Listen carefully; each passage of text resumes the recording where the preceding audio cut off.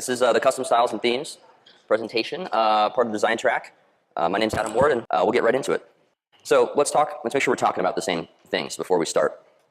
You're gonna hear me say objects. What I'm really talking about is pretty much anything that's in your layout, including parts. Is it stylable? That's an object in the context of our conversation today.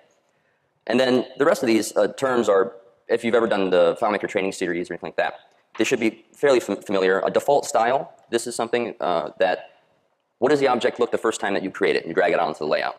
The theme defines this for you, so every object has a default style that's driven by the theme. Then we have local formatting, which has been here, I think, since the dawn of FileMaker. This is just how you make things look the way you want them to using the inspector. And those live only on the current selected object. Custom styles, which is the new stuff that we're talking about today, and that's at the one sentence definition is it is a shared style that multiple objects can reference. And then we have themes, which we should hopefully be somewhat familiar with. They are just a collection of default styles which are required, and then custom styles are actually optional. So, what is a style? It basically defines the look and feel of the object. At its most basic definition is just a map of properties, or a table, right? You have a fill, you want to supply the color, and there's obviously many more properties than this, but this is a pretty good way to understand the way that we organize styling for you. Of course, it's a little bit more complicated than that. And if you didn't go to the Under the Hood session that was right before this, it was filmed, and I highly recommend that you guys watch that video. There's a lot of very good details that hopefully will also make more sense now that you see this presentation. So what we're looking at here is the theme default for a button in the Enlighten theme. And obviously we have some properties, but the really notable thing here is that default styles are fully descriptive. Every property that you can set in the inspector is defined essentially by that default. Then we have custom styles that kind of sit on top of that. And it's like a style stack, right? You start building up these layers of styling information. And the OK button style, in this case, which is a custom style that I've made up, the thing to really note here is, besides the beautiful blues that I picked out, are that this style is sparsely populated. It doesn't have to have a value in every bucket. And the reason why that is important to note is that what we have now is a relationship that's going on between the default style and the custom style. If I were to go and change the border width value of the default to 2 points, well, any object that was using that custom style would also get that 2-point change. And that'll make sense in a second when we talk about cascading. Then, of course, you have local formatting, which is on top of that. It's also sparsely populated. And in this case, I've just changed the font. When we go to draw, like Andrew pointed out, we actually analyze this stack. And we kind of drill down from the top and look for the first value that's supplied. And so this is why, again, you'll see the default is saying 1 point for the border width. And if I were to change that value, anything that was using these custom styles that didn't have a value would also, it percolates up. And so we just do that for all the properties, and then we draw. Of course, like I said, it's not all that simple. One thing to note is that custom styles are segregated by object type. And there's actually a very good reason for that. If you think about what makes up a line versus what makes up a tab control, they're vastly different, right? A tab control has text, panels, an odd shape, fill. Line has virtually none of that besides the borders. So there isn't a whole lot to share there. When you get to fields, they're also different. They're segregated, and the reason for that is we don't want those styles to contain information that are irrelevant to an edit box versus a dropdown, right? All that iconography that goes on into the dropdown, you're never going to use that in edit box, so we're not going to supply that as part of the styling information for an edit box.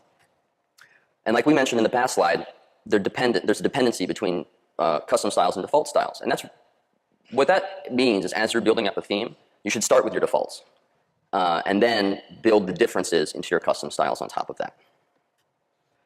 And then there's copy-paste style and format painter, which I'm sure a lot of you use quite a bit.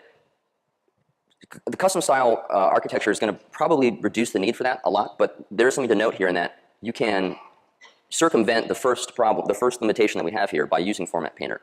I should say that your mileage will vary for the exact same reason that we decided to not let custom styles be shared across object types, because we have to make our best guess about where to move properties around when you use the format painter. You'll get a much more reliable behavior if you're pacing between objects that are similar. And going from something that has more to something that has less is also preferable. So again, to take the drop-down example and the edit box example, if I style my drop-down up first, and then I use the format painter to push that style to an edit box, and then I create custom styles from that, you'll get a pretty good predictable behavior out of that. But again, going from the line to the tab control, not so much, right? So themes, like I said, they're just a collection of styles. Every theme must supply a default for every object that FileMaker knows how to draw. And again, the custom styles are optional. Now, luckily, since you build your themes on top of our themes, we've done all the work of making sure that it's fully descriptive in terms of the defaults. So you don't have to worry too much about that. But the other thing to note, of course, is that's a shared resource across layouts. And this is really the power of themes. You can now define something on one layout and share that with another layout and edit them as one. So, okay, this is all great, but why are we here? Why does this matter? There are really three big wins to using custom styles that we're going to delve into. And one is that the workflow is far superior to what you were probably doing before with copy, paste, and format painting. It also enforces very good consistent design and branding throughout your solutions. And then there are some performance implications that are worth considering. First, the format painter. So what did we do when we made a change on one of our fields and we wanted to get it across all the other fields? Well, you made your change in the inspector, and then you copied, and then you clicked, you clicked, you clicked, you clicked, clicked. You changed the layout, you clicked again, and it just gets very repetitive. And also, it's a lot of cognitive load on you. You have to remember all the layouts with all the fields that are all styled the same, and make sure that you get to all of them, which is not an easy thing to do when you have a very complex solution. So now, you really just have them all pointing to one place, and all of that duplication that you had before and stuff you had to manage has actually been formally linked to these objects. And you can just make the change to that custom style, and it propagates to all of the objects that are pointing to it. So that's really powerful. And I've had some developers say that they're spending half as much time in layout mode because of it, or even more. So this is probably the biggest win of styles and custom themes.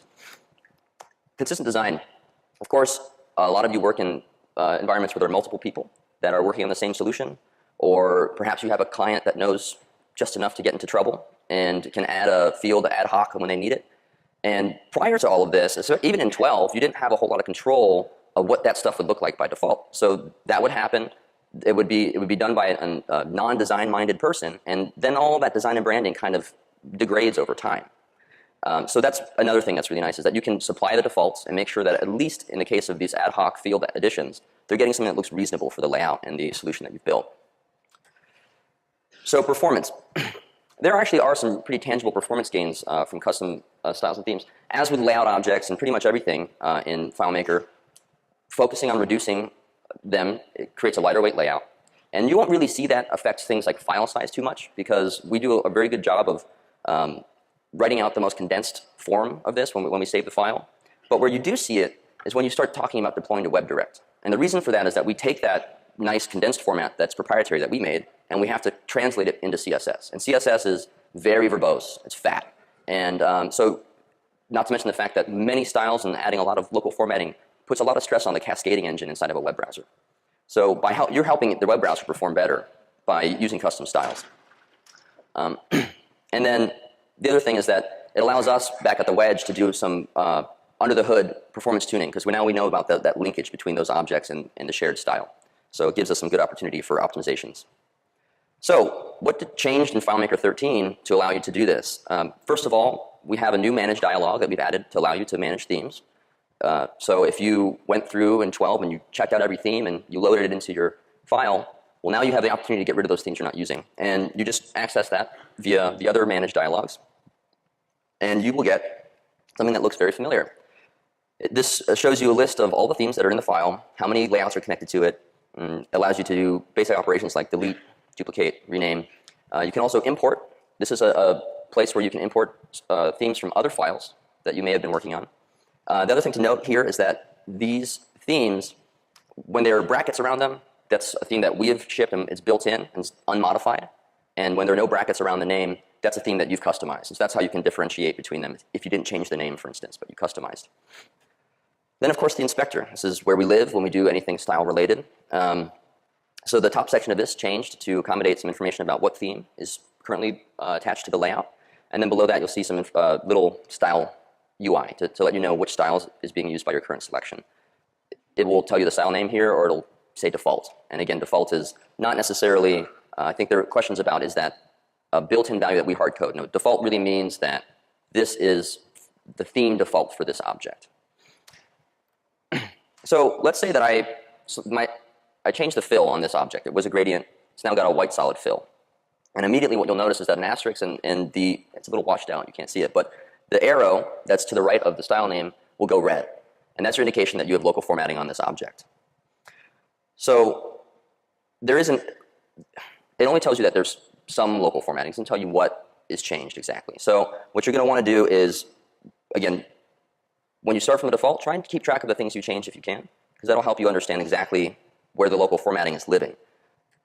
Of course, you can click on that. You'll get a contextual menu that allows you to save the changes to the theme or to the style. And then there's some other stuff in here like renaming a style, deleting a style, and reverting changes to a style. The one thing to also note about that is when you delete a style, particularly, you're only deleting it from this layout until you save the theme. So again, all of your modifications are layout local, and we'll talk about that in a little bit more depth in a second here. So when I save these changes, whether I save as new or I save to the current style, then the theme says, you know, I have local changes. I'm dirty, essentially. Please save me, and then your other layouts will pick up those changes. So when you do that, again, there's a very familiar menu next to the theme name, and you can save your changes or save as new. And so when you do that, here's what happens. In this case, I have decided that the layout background isn't going to, I don't want it to be black, I want it to be green. So I changed that in the layout on the left. And then I want my other layouts to pick up that change. So when I save changes to the theme, it pushes it down to that common resource, the theme, and then other layouts just pick it up like that. That's an automatic process. And then alternatively, if you want to save as new, pretty much the same deal, except that we create a copy of that theme first, push the changes down to it, and the other layouts that were connected to that theme previously go on living without knowing any better about the change. Of course, you can go back to those other layouts and switch to your new theme if you want to. So first things first, you need a plan before you dive into this. And there's a couple things you're going to want to do during the evaluation period. One is if you're coming to the problem with maybe a Photoshop file that someone said this is exactly what I want it to look like, or maybe there's a website for your client that has some branding on it that he or she wants to match, then that gives you a good idea of what your color palette is, what kind of graphic resources you're going to be needing and using. And that will affect which theme you think is most appropriate to start with. So I definitely would start by looking at all the themes and evaluating them separately from the file you're trying to put it in. Then there's one part about this that is a little bit sticky, and it comes down to scroll bars. Scroll bars are styled by the built-in themes, but not stylable by you, and that's still true today. And they also don't come over when you copy and paste using the format painter. So just be careful that that's the one immutable thing that if you'll want to focus on if you have scroll bars that show up in your portals or a text box that you have scrolling turned on. Then I would strongly suggest you avoid classic. And we should talk about it for a little bit because the temptation is very hard or very big to use classic. I understand it's a very clean palette to begin with and gives you the most kind of freedom to do what you want. But what you may not recognize about classic is that of the 50 themes that we ship, is the only one that has behavior embedded in it, which is usually a no-no. But we had to do that in order to get legacy behaviors from 11 to 12 when you did your conversion. And a good example of some of the behaviors that you may not know that live in there is the tab controls are when you have a non-active tab panel, the ones that are in the frontmost, FileMaker for the classic theme programmatically darkens whatever value you chose for the fill color by 8% and then lightens the border by 30%. So if you have strict design guides about what coloring you need to use and that kind of color palette information, it's actually working against you, and you may not be getting the exact behavior and look and feel that you want. And there's many more examples of where Classic is doing something magical and hidden, and you really want to avoid that, particularly because when you go to WebDirect or something like that that's much more standards-based, it's very hard for us to emulate that behavior in some of the other clients. So sticking with one of the other 49 options that we have for you is going to give you a better experience for your sanity and also for the end result. Then the last thing you'll want to do once you've selected your theme is get rid of all the cruft that's in there. You want to look at the custom styles that we provide for you. Maybe they work for you, maybe they don't. But again, for sanity's sake, clean out the stuff you're not going to use before you start adding, because that list will get very long and start to become kind of unwieldy.